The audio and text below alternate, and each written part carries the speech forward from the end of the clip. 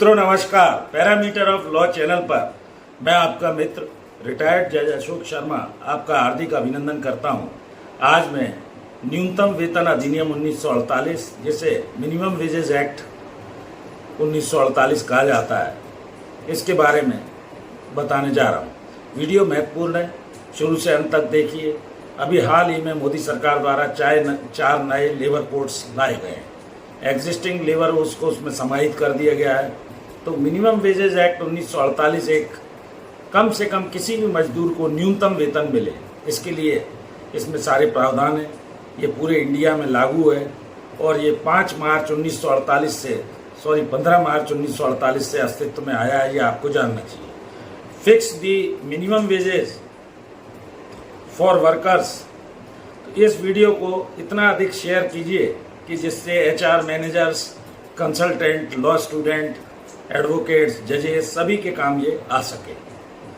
दूसरा, इसके अंदर जो महत्वपूर्ण बात है, एक तो मैंने ये बताया पूरे इंडिया में ये लागू है इंक्लूडिंग जम्मू कश्मीर। और fix the minimum wages employees का, इसमें जो शेड्यूल एम्प्लॉयमेंट दिए गए हैं अनुसूची के अंदर, वो सारे वर्कर्स कवर होते हैं। तो ये अनुसूची आपको थोड़ा देखनी होगी। डेफिनेशंस दी गई हैं, जैसे एप्रोप्रिएट गवर्नमेंट है, सेंट्रल गवर्नमेंट है, स्टेट गवर्नमेंट है, ये आपको जानना चाहिए।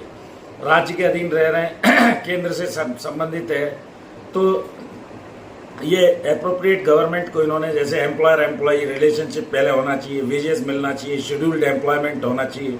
ये महत्वपूर्ण बातें आपको जाननी चाहिए। एग्रीकल्चर को भी शेड्यूल्ड एम्प्लॉयमेंट माना गया है और ये गवर्नमेंट फॉर एग्रीकल्चर ये स्टेट का विषय है। एम्प्लॉय जो है वो any person employed for any work, hire होना चाहिए और रिवार्डेड होना चाहिए, शेड्यूल्ड एम्प्लॉयमेंट होना चाहिए, जैसा मैं बता रहा हूँ। आउटर वर्कर जो बाहर काम कर रहे हैं, कहीं और काम कर रहे हैं, घर से काम कर ला रहे हैं, पीस रेटेड हो सकते हैं, टाइम रेटेड हो सकते हैं, ये आपको जानना चाहिए। लेकिन शेड्यूल्ड एम्प्लॉयमेंट होना जरूरी है। दूसरा, मिनिमम वेजेस गवर्नमेंट समय समय पे तय करती रहती है, चाहे वो फैक्ट्री में काम करने वाला हो, कंपनी में काम करने वाला हो। फैक्ट्री के अधीन इसके लिए एम्प्लॉयर मैनेजर माना गया है, persons approved by the government, वो उसमें एक्ट में लिखा हुआ है, ये आपको जानना चाहिए। दूसरा, इसके अंदर ऑल रिम्यूनरेशन जो भी उसको मिलते हैं वो सब इसमें कम से कम न्यूनतम वेतन जो सरकार निर्धारित करती है। ट्रैवलिंग अलाउंस इसमें नहीं है, स्पेशल वो नहीं है, अम्ब्रेला वगैरह अगर दिया जाता है तो वो इंक्लूड नहीं किया जाएगा इस वेजेस वगैरह में, ये आपको जानना चाहिए। दूसरा, गवर्नमेंट नोटिफिकेशन फिक्स करके समय समय पर ये न्यूनतम वेतन निर्धारित करती है, उससे कम वेतनमान किसी को नहीं मिलना चाहिए। इसके लिए अलग से एडवाइजरी बोर्ड बनाए जाते हैं जो रिकमेंड करते हैं गवर्नमेंट को, और ये बाद में गवर्नमेंट डिक्लेयर समय समय पर बढ़ाकर करती रहती है।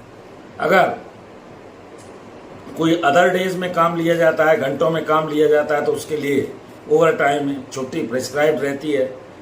तो अगर 10 घंटे वो वर्कर रोजाना कार्य कर रहा है और 2 घंटे एक्सेस कार्य लिया जाता है, तो एक्स्ट्रा ऑर्डिनरी उसके लिए ओवर टाइम की भी प्रोविजन है। फुल नॉर्मल वर्किंग डे के अलावा अगर कोई काम करता है, गवर्नमेंट वेजेस तय करेगी एज पर मैक्सिमम टाइम, और छुट्टी भी उसको उसी हिसाब से, जैसे बीड़ी सिगार वगैरह के वर्कर हैं, he should get the minimum wages. तो इस तरह से रजिस्टर वो एम्प्लॉयर मेंटेन करेगा, उस रजिस्टर में एंट्री करेगा। और यदि किसी तरह का एम्प्लॉयर एम्प्लॉई के मध्य कोई डिस्प्यूट होता है तो अंडर सेक्शन 20 ये अथॉरिटी के समक्ष जाएगा। कई जगह अथॉरिटी लेबर अथॉरिटीज़ को बना रखा है, बाकी वर्कमेंस कंपनसेशन कमिश्नर की तरह इसमें authority under minimum wages labour court के जज साहब को भी ये अधिकार रहता है, ये आपको जानना चाहिए। अगर वर्कर को मिनिमम वेजेस प्रॉपर नहीं मिल रहा है, एम्प्लॉयमेंट में डिस्प्यूट है एम्प्लॉयर एम्प्लॉई के मध्य, रेट ऑफ वेजेस का, तो रेट ऑफ वेजेस को ये जो अथॉरिटी है वो डिसाइड करेगी, जिसे प्राधिकारी बोला जाता है। Dispute between the employer and employee and rate of wages decided by the authority commissioner for, जैसे वर्कमैन्स कंपनसेशन होता है, उसी तरह गवर्नमेंट जो है इसमें किसी सर्विंग जज को भी रख सकती है। दूसरा, इसमें कोई स्टाइपेंडरी मजिस्ट्रेट हो सकता है, 6 माह तक की इसके अंदर सजा का प्रावधान है, और ये 5,000 रुपये तक का इसमें फाइन किया जा सकता है। अदर ऑफेंसेस में भी 5,000 रुपये तक का प्रावधान है। तो इस तरह ये न्यूनतम वेतन सरकार ने इसलिए रखा है कि कम से कम उसको ब्रेड एंड बटर के लिए, लिवलीहुड के लिए मिनिमम वेजेस उसे प्रिस्क्राइब बाय द गवर्नमेंट, चाहे सेंट्रल गवर्नमेंट से संबंधित अगर अंडरटेकिंग है और स्टेट गवर्नमेंट है, उतना उसको मिलना आवश्यक है।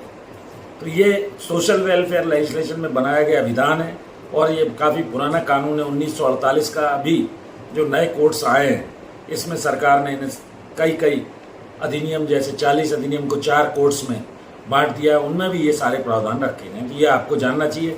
वीडियो अच्छा लगा उसे लाइक कीजिए, शेयर कीजिए, मित्रों दोस्तों में भेजिए। मैं सामाजिक हित में इस तरह के छोटे छोटे वीडियोस बनाकर आपकी जानकारी को बढ़ाने जा रहा हूँ। कहा गया है ignorance of law is no excuse. कानून मैं नहीं जानता ऐसा कहकर आदमी नहीं बच सकता है। तो भारत के कानून को जानिए और यदि वीडियो अच्छा लगा हो तो लाइक शेयर अवश्य कीजिए। जुड़ जाइए पैरामीटर ऑफ लॉ चैनल से। एक और विशेष अनुरोध, मेरी धर्मपत्नी श्रीमती अर्चना आरटी हब के नाम से एक चैनल है, कृपया उसे भी सब्सक्राइब करें, उसके वीडियो देखिए, लाइक कीजिए, शेयर कीजिए। Thank you for watching this video. इस वीडियो में यहीं तक, फिर नए विषय के साथ मिलते हैं। धन्यवाद।